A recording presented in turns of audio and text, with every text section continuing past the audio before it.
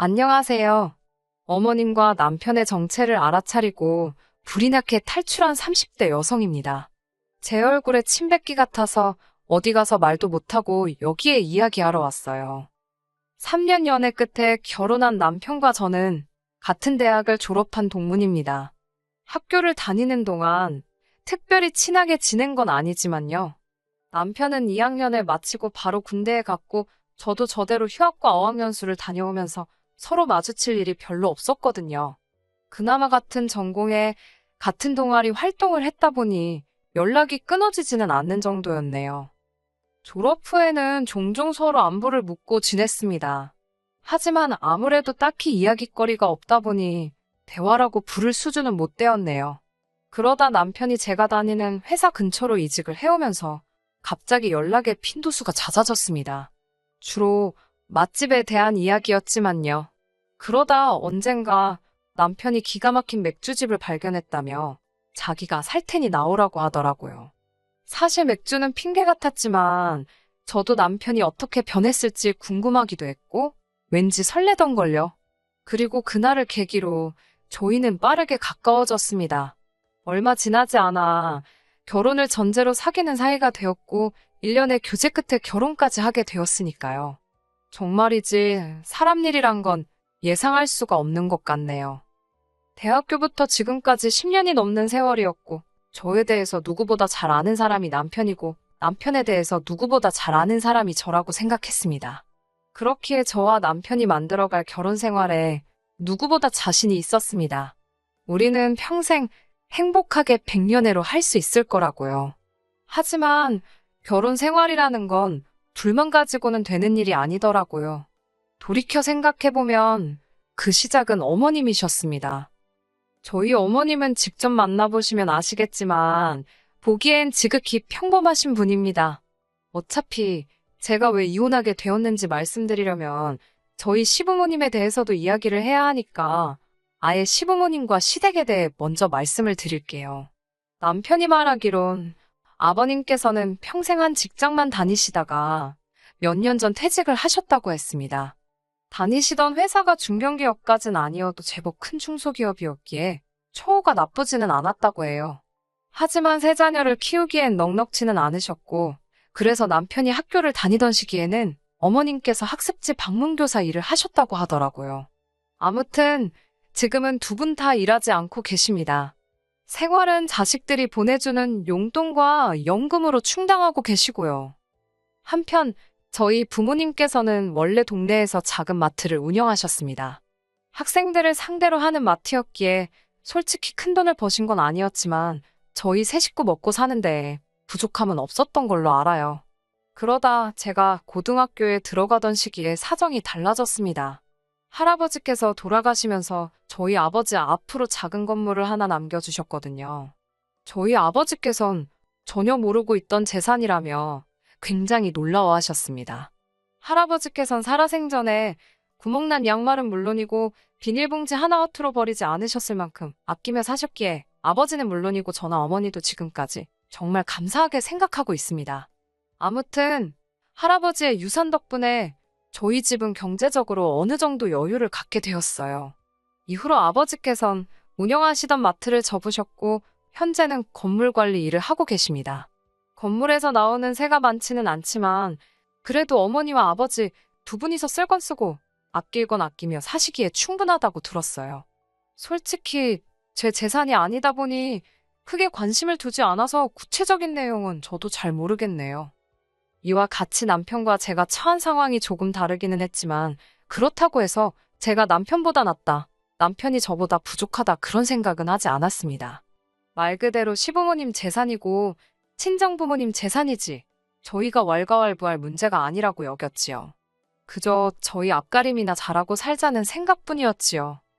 돌이켜보면 상견례 자리에서부터 어머님이 보여주신 행동들은 상식적으로 이해가 되지 않았습니다. 시부모님이 생각보다 일찍 도착하셔서 먼저 룸에 들어가 계셨고 저희 부모님도 늦지 않게 도착을 하셨는데요. 저희 어머니가 룸에 딱 들어서자 여자분들은 아실 거예요. 뭐라고 해야 하나 사람을 위아래로 훑어보는 그 눈빛 있잖아요. 본능적으로 그럴 수도 있지요. 물론 그런데 그게 아니라 정말 저희 어머니가 뭘 입고 뭘 걸쳤는지 꼼꼼히 확인하듯이 바라보시더니 그 가방이 참 예쁘다며 얼마 주고 샀냐고 물어보시는 거예요. 정말 안녕하세요. 다음에 나온 말이 가방 이야기였어요. 순간 저나 남편은 물론이고 어머님을 제외한 모두가 당황하고 말았지요. 저희 어머니께서 이걸 대답을 해야 하나 말아야 하나 싶으셨는지 이러지도 저러지도 못하고 어정쩡하게 웃고만 계셨기에 제가 너스레를 떨며 저희 아버지가 선물로 사주신 거라 어머니는 잘 모르실 거라고 대답했습니다.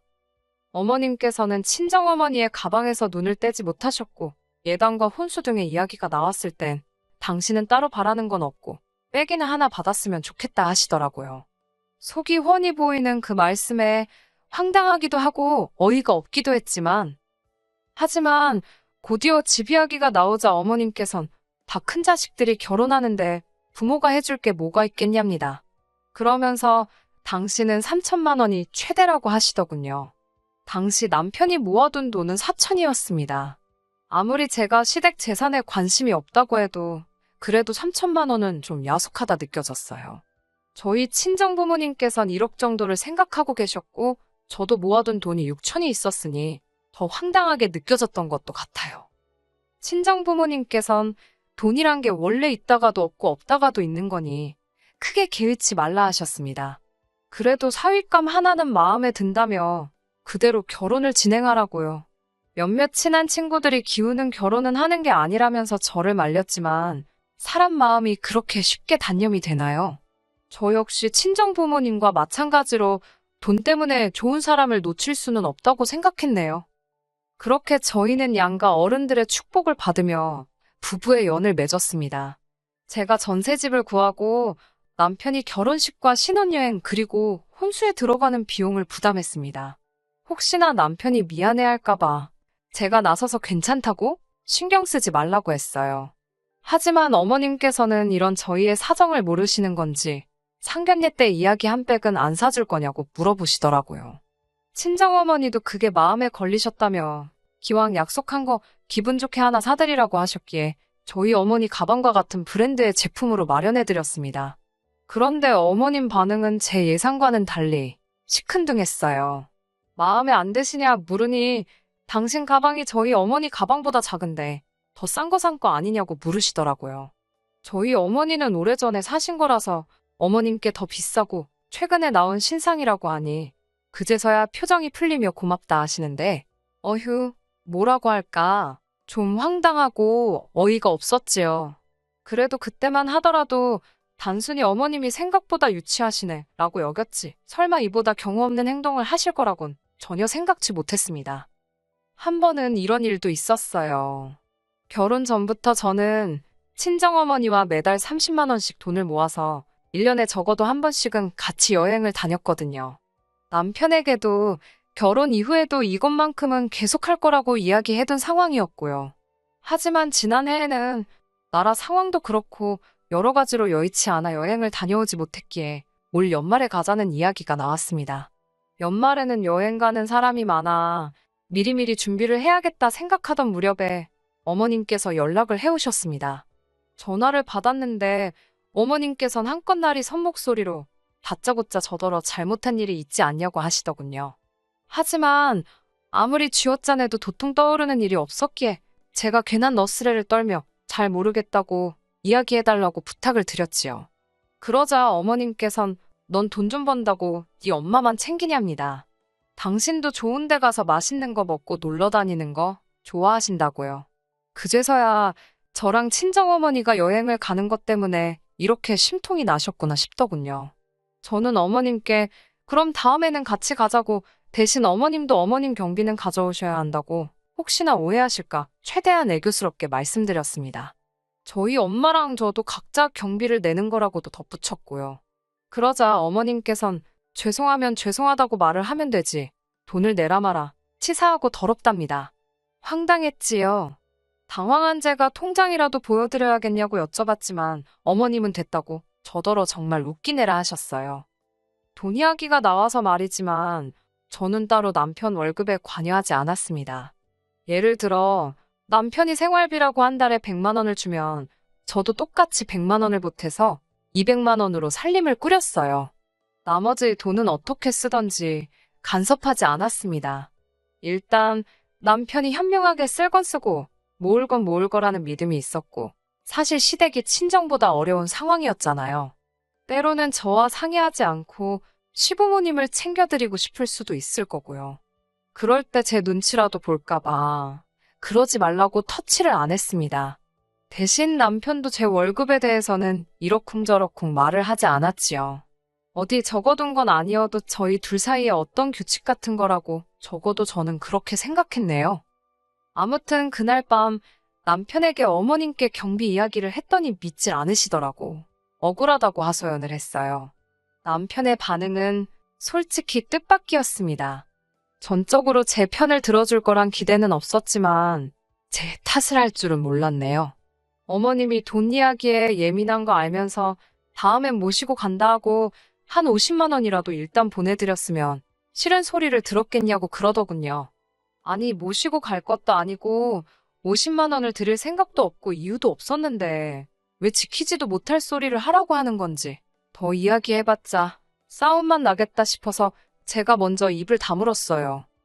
하지만 제가 결정적으로 남편과 이혼을 결심하게 된 건 어머님의 억지 때문이 아니라 남편이 반복적으로 보여준 실망적인 태도 때문이었습니다. 시부모님께서는 연락을 무척 중요하게 여기시는 분들이세요. 문자나 전화는 물론이고 한 달에 적어도 2번은 같이 식사를 했으면 하셨지요. 그나마 다행인 건 시댁과 친정도 그다지 멀지 않은 곳에 있었네요. 그래서 보통 시댁에 들렸다가 친정에도 들렸습니다. 시부모님과는 꼭 식사를 같이 했는데 가끔은 늦게까지 못 일어나게 하시는 날도 있어서 그럴 때면 친정부모님과는 얼굴만 보고 오고 그랬어요. 사실 시댁부터 들리게 된 것도 어머님의 억지 때문입니다. 저는 솔직히 한 번은 시댁 먼저, 한 번은 친정 먼저 그렇게 하는 게 공평하다고 생각했어요. 하지만 어머님께서 항상 입버릇처럼 하시는 말씀이 전화 한 통을 하더라도 시댁에 먼저 하고 이후에 친정에 하는 게 순서랍니다. 말이 나와서 말이지만 어머님이 하시는 말 한마디 한마디에 의미를 부여하기 시작하면 정말 속상하고 서운한 일이 많을 것 같아 결혼 초부터 솔직히 어느 정도 걸러듣고는 있었습니다. 아무튼 그뿐만이 아니라 어머님께서는 저희가 친정부모님과 만나면 어디에 가는지, 무엇을 먹는지, 몇 시간이나 같이 있었는지 그런 것들을 궁금해하셨습니다. 이 부분에 있어서는 어쩔 수 없이 나중엔 거짓말을 한 적도 있어요. 그도 그럴 것이 친정부모님과 외식을 하게 되면 항상 딸과 사위 몸보신 시켜주신다며 몸에 좋고 비싼 곳으로 저희를 데려가 주셨거든요. 한 번은 남편이 랍스터를 한 번도 안 먹어봤다고 해서 거길 갔었는데 그걸 알게 되신 어머님께선 좋은 걸 니들만 먹고 다니냐며 하도 서운타 하셔가지고 저희도 친정부모님이 사주셔서 먹은 거지 저희 돈으로 먹으라 했으면 아까워서 못 먹었을 텐데요. 아무튼 그래서 기껏 모시고 갔더니 맛대가리도 없다며 몇 입 드시곤 다 남기셨지요. 돈은 저희가 냈고요. 돈 이야기가 나오니까 할 이야기가 또 생각나네요. 친정부모님과 식사를 하러 가면 항상 계산을 친정부모님이 해주세요. 그래서 그날은 제가 돈을 내려고 계산할 기회만 노리고 있었지요.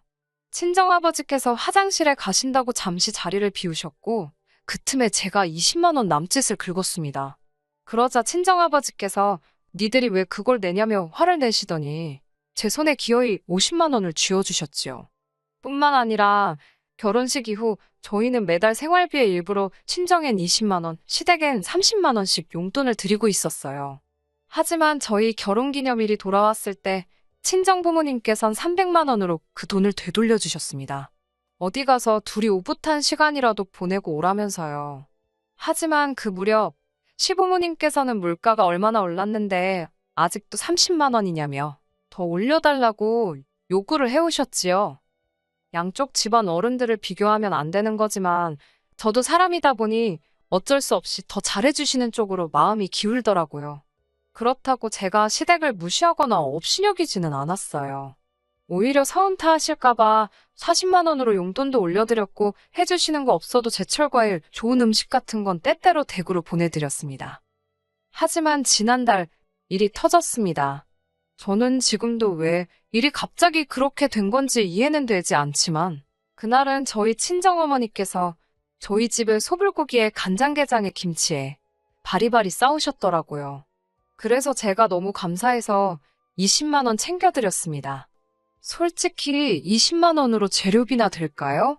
마음 써주시고 고생하신 거에 비하면 아무것도 아니라고 생각했습니다. 그런데 민망하게 남편이 감사하단 소리도 안 하고 멀뚱멀뚱 서 있길래 제가 눈치를 좀 줬습니다. 그러자 로봇 마냥 뻣뻣하게 감사하다고 인사를 하더라고요. 평소라면 넉살 좋고 살갑게 구는 인간이 왜 이러나 싶어서 황당하기도 하고 어이없기도 하고 저희 어머니도 말씀으로는 볼 일이 있어서 가보신다 하며 서둘러 나가셨지만 제가 느끼기엔 사위 반응이 썰렁하니 민망해서 나가신 것 같았거든요. 기분이 너무 안 좋았어요. 친정어머니가 나가시고 제가 남편한테 뭐가 문제냐고 물었습니다. 그러자 왜 장모님은 자기한테 연락도 없이 집을 오시냐는 거예요. 그러면서 저더러 어머님이 저한테 연락 없이 집에 오시면 좋겠냐고요. 솔직히 제 입장에서 친정어머니가 오시는 거랑 어머님이 오시는 건 완전히 다른 이야기잖아요. 친정어머니는 뭐 하나라도 더 주러 오시지. 제가 살림을 잘하고 있는지 어쩐지 흠을 잡으러 오시는 것도 아니고. 하지만 어머님께선 오시면 이것저것 다 열어보시고 훈수를 두신단 말입니다. 그리고 어떤 장모가 사위한테 연락을 하고 집에를 오나요? 보통은 날이랑 이야기하지. 제가 어이가 없어서 도대체 왜 시비를 거냐고 하니까 자기가 지켜봤더니 제가 친정에만 잘하는 게 눈에 보인답니다. 저더러 한 번이라도 자기 부모님 손에 따로 용돈 쥐어드려 본 적 있냐면서 아까 자기가 장모님 돈 드리는 거 맞다고. 돈 벌어서 다 친정에 퍼주는 거냐입니다. 친정에 해주는 거 좋다. 그러면 시댁도 해줘야 하는 거 아니냐고요. 저도 너무 억울해서 지금 냉장고에 들어있는 반찬들을 보고도 그런 소리가 나오냐 물었습니다. 어머님께서 나한테 머리끈 하나 사주신 적 있냐고. 그래놓고 무슨 용돈이냐고. 나도 사람이라서 그런 어머님 아버님께 서운한 적 있고 섭섭했지만 그래도 무시한 적은 없다. 그렇게 속상하면 너도 네 돈으로 챙겨드리라고. 왜 갑자기 난리냐고 따졌어요. 그러자 남편이 저더러 며느리로서 시부모님 용돈 좀 챙겨드릴 수 있는 거지. 제가 주면 어디 덧나냐입니다. 그 소리를 들으니 정말 머리가 뚜껑이 있다면 열리는 게 이런 거구나 싶더라고요. 너는 그렇게 맨날 얻어먹기만 하면서 우리 부모님한테 돈 10만 원 드려본 적 있냐고 따져 물으니 자기가 안 드려도 장인 장모님은 돈이 많지 않냐입니다. 원래 있는 사람이 좀 베풀고 사는 거라며 가족끼리 그런 걸 왜 계산적으로 따지냐고요. 눈치채셨겠지만 남편 말은 앞뒤가 전혀 맞지 않았습니다. 그 자리에서 그런 남편의 헛소리를 듣고 상대해야 하는 제 심정은 어땠겠어요?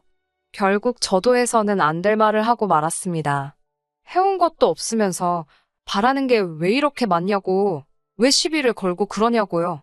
그러자 남편이 저더러 그것 보랍니다. 속으로 자기를 무시하고 있었던 게 맞대요. 자기를 무시하고 시부모님을 무시하니까 저딴 소리를 하는 거라나. 그러면서 먼저 이혼하자 그러대요. 귀책 사유가 저한테 있답니다. 아내 도리, 며느리 도리를 못하면 옛날엔 쫓겨났다면서요. 어이가 없어서 코웃음을 치며 무서워 죽겠다고 그래 이혼하자 했습니다. 그러니까 이 인간이 아차 싶었는지 생각할 시간을 줄 테니 반성부터 하라네요. 어이가 없어서 협의로 갈 건지 소송으로 갈 건지 너나 생각하라 했습니다. 남편 꼬라지를 볼수록 괘씸하고 열이 받아서 돌이킬 수 없는 강을 건넜다 싶어요. 솔직히 남편이 싹싹 빌고 숙이고 들어오면 봐줄까 싶었는데 오히려 어머님 아버님까지 어떻게 장인 장모가 사위를 어려워하질 않냐며 다 들었다고 가만 못 넘어간다고 난리 부르스를 추셔서 어디 한번 해보고 싶으면 해보라고 말하고 저도 변호사 찾아가서 이혼소송 준비했네요. 그냥 있었으면 그래도 남편과 잘 풀어서 그냥 넘어가던지 정 안 되겠으면 합의 이혼이라도 했을 텐데 말입니다. 제가 돈이 뭐가 아쉬웠겠어요? 변호사 비용으로 얼마가 들던 그 집구석의 위자료만 뜯어낼 수 있게 해달라고 했습니다. 돈으로 아쉬운 건 그 집이니까요. 돈 벌자고 하는 게 아니라 이혼당하고 위자료도 뱉어내고 기분 더러우라고 한 거예요. 그렇게 안 해도 되었을 자식 이혼까지 시키고 안 내도 되었을 위자료까지 뱉어내게 만들었습니다. 위자료 얼마 나오지는 않았지만 마지막까지 한 방 먹여주고 나왔다는데 의의를 두려고요. 아내한테 며느리돌이 운운하면서 사실은 자식돌이 대리효도를 강요한 대가가 이 정도일 줄은 생각도 못했을 거예요. 적당히 챙겨주고 그냥 넘어가 줄 때 끝냈어야지. 다른 건 몰라도 이렇게 탈출하게 돼서 속 하나만큼은 정말 후련하네요. 끝까지 들어주셔서 감사합니다. 오늘의 사연은 여기까지입니다. 구독과 좋아요, 알람 설정 부탁드리고 더 좋은 사연으로 다시 찾아뵙겠습니다. 감사합니다.